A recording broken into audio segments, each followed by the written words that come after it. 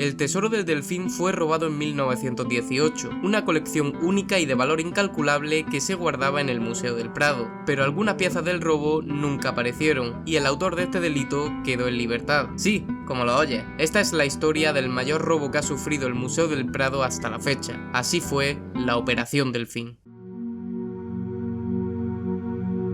El 20 de septiembre de 1918, los periódicos madrileños tenían muchos temas de interés para llevar a las primeras páginas. La guerra europea vivía su cuarto año, y el nuevo rebrote de la gripe primaveral preocupaba bastante a la población. Por eso, la breve noticia de que se había denunciado un robo en el llamado Museo de Pinturas, más tarde conocido oficialmente como Museo Nacional del Prado, apenas fue registrada en la última página de uno de esos diarios. A las 11:30 de la mañana, el subdirector del Museo del Prado paseaba por la sala principal del edificio, cuando notó la falta de un camafeo en una vitrina. Al consultar con el conserje José García, quien llevaba más de 20 años de servicio, se dieron cuenta de que la cerradura estaba abierta, pero encajada en su lugar. Con una rápida comprobación se dieron cuenta de que algunas piezas faltaban y otras se encontraban aparentemente despojadas de su base. De hecho, los objetos que permanecían habían sido desplazados de forma que se cubriesen los huecos para que no se echara en falta ninguna pieza. El escándalo del robo en el Museo de Pinturas había empezado. Inmediatamente el subdirector acudió al juzgado de guardia a denunciar la desaparición. El subdirector era ni más ni menos que José Garnelo, un pintor notable en su época, quien junto al director del museo, José Villegas, un hombre de 74 años y también pintor de gran renombre, eran los encargados de gestionar y proteger el museo. Pero en ese momento había un problema. José Villegas estaba de baja tras una delicada operación ocular, por lo que José Garnelo sería quien tenía que responder ante esta situación. De la investigación se encargaría Ramón Fernández Luna, conocido como el Sherlock Holmes español. El robo causó un gran revuelo en la opinión pública.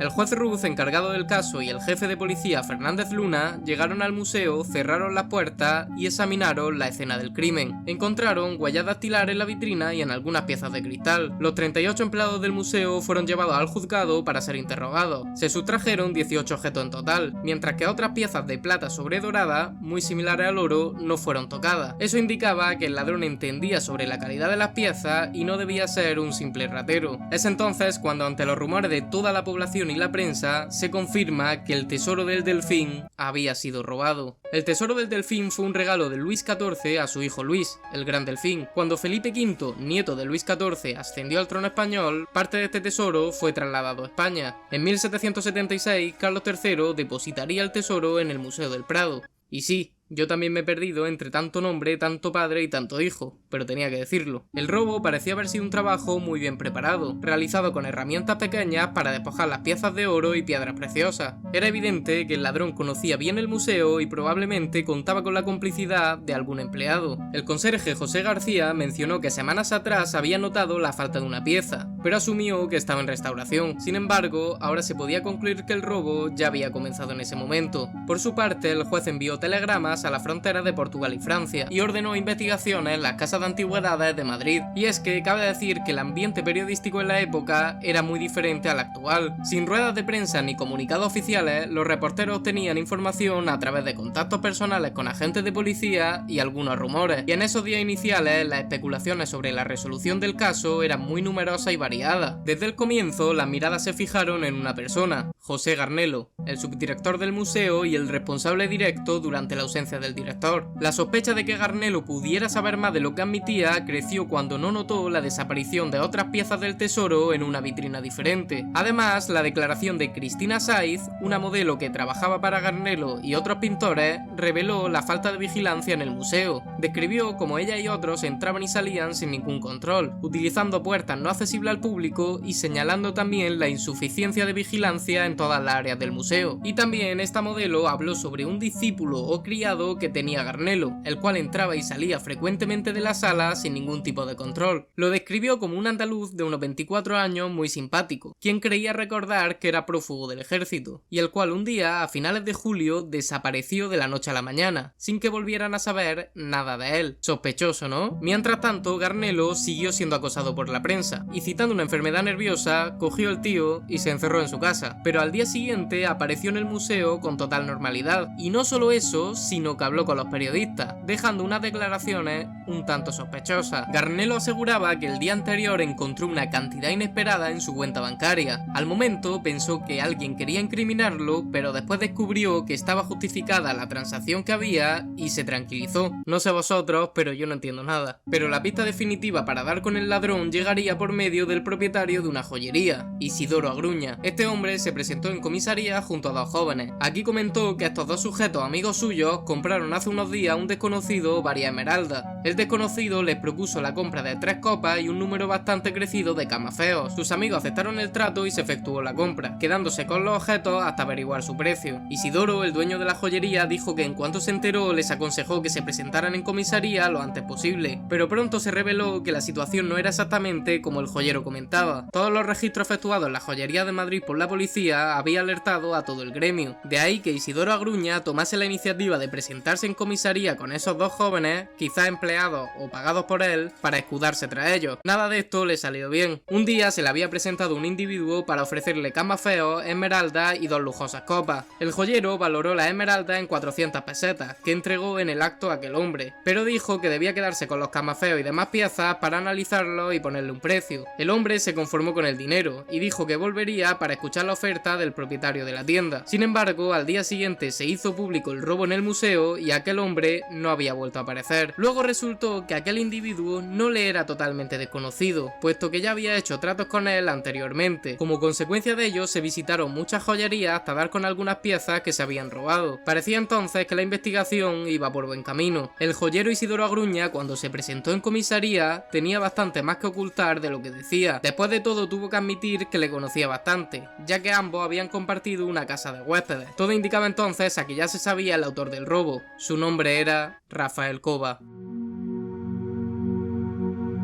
Rafael Cova había llegado a la capital procedente de Córdoba. En Madrid transcurrió 2 años y medio en el servicio militar, pero finalmente lo abandonó, y después estuvo de escribiente en un despacho de notarios, pero al poco tiempo fue despedido por su falta de actitud, lo mismo que le sucedió en otro trabajo como conductor de tranvía. Sin duda, Rafael no era el mejor trabajador. Mientras tanto, iba de una casa de huéspedes a otra. En uno de estos lugares fue donde conoció al joyero Isidoro Agruña. Rafael Cova iba deambulando por todos los trabajos que encontraba gracias a los amigos y conocidos de la taberna. Uno de ellos fue el que le recomendó que se presentara a celador del Museo del Prado, y así lo hizo a principios de 1917, y mucho aguantó en su nuevo puesto, teniendo en cuenta que su responsabilidad era la guarda nocturna del edificio. Tal vez aguantó demasiado porque era frecuente que Rafael se ausentara de su puesto para ir de nuevo a la taberna y pasar la noche de juerga con su amigo, hasta que un día el conserje principal se enteró de ese comportamiento y le puso de patitas en la calle en abril de 1918. Por entonces, Rafael vivía en una casa de huéspedes con su pareja, Ascensión Rodríguez, una mujer de unos 28 años, y fue a partir de que le echaran del museo cuando su vida pareció cambiar. La dueña del hospedaje declararía que el propio Rafael, solo con su novia, salía casi todos los días de la casa a partir de la 1 de la mañana,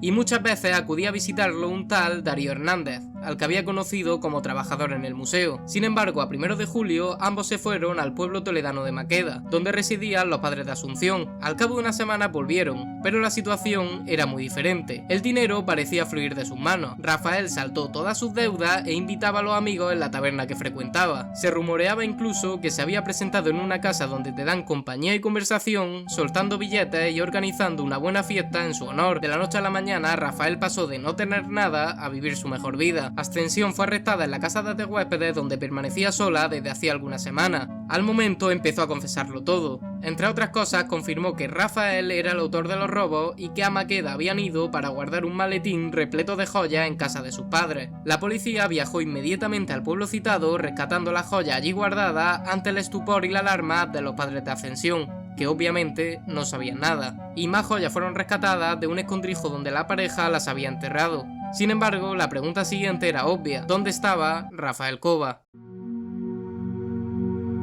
Según declaraciones de Ascensión, había marchado a Valladolid recientemente, el 15 de septiembre, acompañado por un amigo suyo llamado Francisco Jurado. Estos dos amigos tenían en mente ir por diversas ferias participando con una especie de ruleta propia que había inventado Francisco Jurado, pero en Valladolid no pudieron hacerlo, porque el gobernador le negó el permiso, de manera que tomaron el tren y se dirigieron a Zaragoza el día 22 con el mismo propósito. Ante esto, la policía desplegó un amplio operativo en Valladolid y Zaragoza, y una vez allí encontraron a Francisco Jurado, al que detuvieron inmediatamente entre protestas de inocencia. También el equipaje de Rafael Cova estaba allí, pero el principal sospechoso del robo había volado. El mismo Francisco, tras permanecer algunos días detenido y un interrogatorio exhaustivo, terminó por ser liberado. Del que había claras sospechas de su participación en los robos era de Darío Hernández, el celador del museo que había continuado su amistad con Rafael Cova. Tras esto, un nuevo joyero declaró ante la policía que unos días atrás un joven le había ofrecido una copa con diversos camafeos, coincidiendo la descripción del hombre con los rasgos de Rafael Cova. Es entonces cuando, descubiertas las circunstancias del robo, queda completamente desvanecida la sospecha de que en el delito hayan intervenido personas de talento artístico, por lo que aparentemente ya estaba claro que José Garnelo no era culpable. El huido no disponía de demasiados medios económicos en la fuga que emprendió. Por sus movimientos, la policía estaba convencida de que Rafael Cova no había planificado mucho su actuación, sino que iba improvisando y gastando el dinero obtenido sin demasiado control. Parecía entonces que Rafael había empezado una huida casi sin rumbo. El día 28 de septiembre marchó a La Mancha, llegando a Criptana, en Ciudad Real. En ese pueblo manchego tenía un conocido, Jacinto García, al que se presentó con mucho misterio afirmando que por una cuestión de deudas de juego era mejor que no le llamara por su nombre verdadero. La cosa hubiera ido bien si Jacinto no hubiera leído el periódico, donde salía por todas partes la búsqueda de Rafael Cova. Viendo el lío en el que se metería por proteger a un fugitivo, fue a denunciarlo a la policía, y a partir de ese momento el perseguido empezó a recorrer el campo de Criptana de pueblo en pueblo, y tan sin dinero estaba y tan inminente veía su captura que llegó hasta una farmacia para pedir sublimado de mercurio. Ya le daba totalmente igual que lo reconocieran. Pidió aquel producto venenoso diciendo: quiero este sublimado porque a mí no me cogerá vivo la policía y no tengo valor para arrojarme al paso de un tren. El farmacéutico, alertado por Jacinto, se negó a darle el producto. Todo esto sucedía el día 4 de octubre. Los periódicos y las autoridades daban por inminente su detención. Era cuestión de horas. Prácticamente su vida se estaba retransmitiendo en directo a través de las páginas de los periódicos. Sin embargo, el día 5 de octubre desapareció todo el rastro de Rafael Cova, ante el desconcierto de todo un país. La policía no daba crédito, pero al poco tiempo dedujeron que Rafael se apoyaría en su última salvación,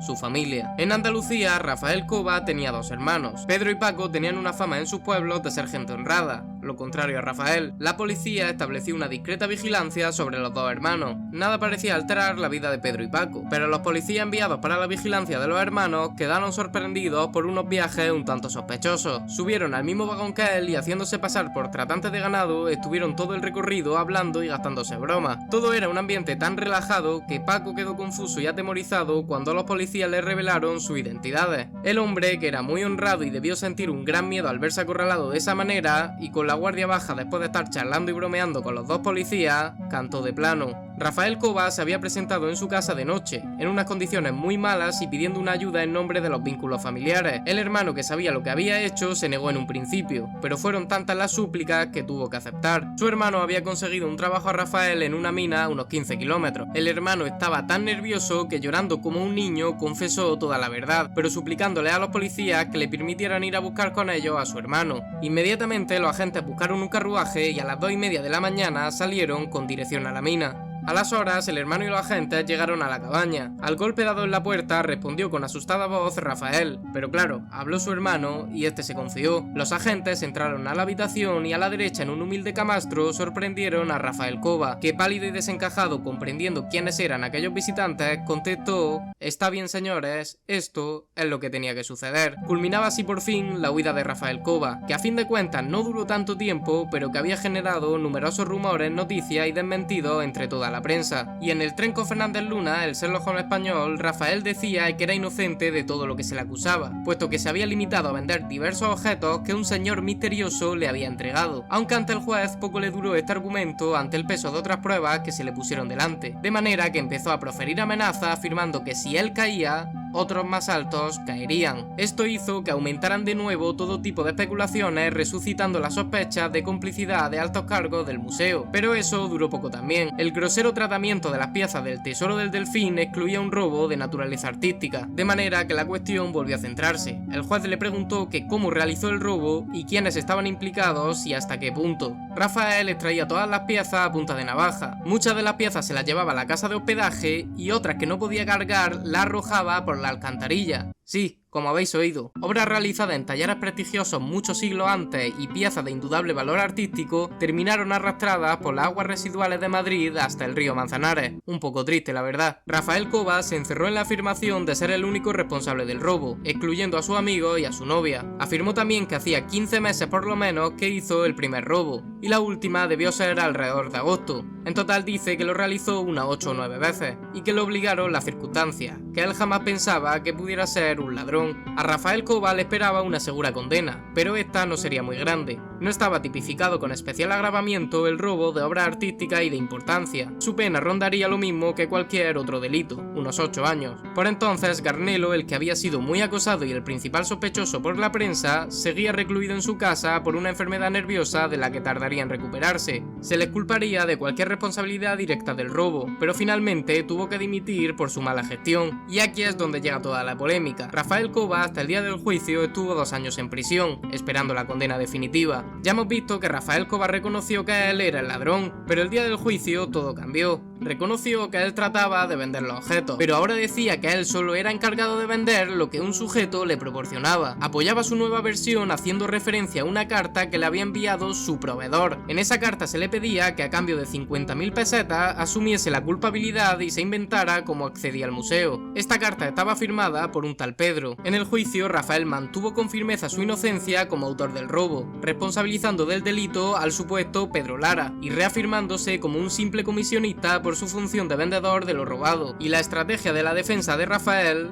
dio resultado. El jurado debió quedar convencido de los razonamientos de los abogados defensores, ya que a Rafael Cova únicamente se le condenó a 6 meses de arresto y 2 meses por la parte de indemnización, y el resto de procesados quedaron absueltos. Todos fueron puestos en libertad, incluido Cova, por haber superado en prisión la condena impuesta. Como protesta por la impunidad en que quedó el robo en el Museo del Prado, una iniciativa ciudadana presentó una queja al ministro de Gracia y Justicia. Firmaba en el documento una larga lista de intelectuales españoles, tales como Valle Inclán y Pío Baroja, y también en un discurso que es muy recordado, el empresario y coleccionista de arte Lázaro Galdiano dijo que eran muchos y muy poderosos los saqueadores de patrimonio, a los que no le interesaba que todo saliera a la luz. A partir de este caso, el humor popular acuñó la frase "lo hizo Pedro Lara" para explicar hechos sin un culpable o para echar la culpa a una persona ficticia. Nunca sabremos qué pasó de verdad. Al fin y al cabo, el único que tiene la respuesta es Pedro Lara.